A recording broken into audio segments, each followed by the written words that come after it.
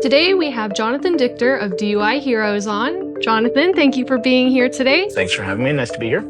You guys are pretty close to Canada. What happens if I get a DUI and I'm trying to go into Canada? It's a very, very common question. Can I go to Canada? I want to go skiing. I want to go visit Vancouver. I want to go wherever in Canada. Many Washingtonians love visiting our beautiful, picturesque neighbor to the north.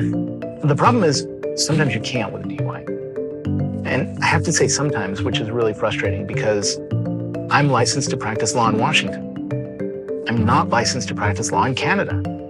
And the Canadian laws are the ones causing the issue with entry. It's the Canadian side of the border that says, no, if you have a DUI, we may not be willing to let you enter. Generally speaking, if you have a DUI conviction, you may have a hard time getting across the border.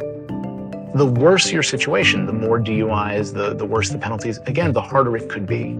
If you have a DUI conviction that's amended to other things, lesser offenses like reckless driving or negligent driving, that can still cause an impact trying to get into Canada.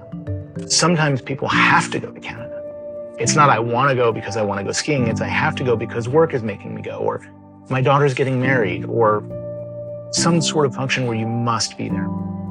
If that's the case and you need to ensure that you can go into Canada, there are ways to try to work on that. If you call our office, we can put you in touch with an attorney we know in Canada who can help you in Canada apply for a permit to get across the border no matter what. It does take time, so try to make sure you ask those questions early on in your representation. Try to make sure you get a hold of an attorney to get those questions answered for you as early as possible to make sure you don't have to miss out on the things that are most important to you simply because you got charged with a DUI.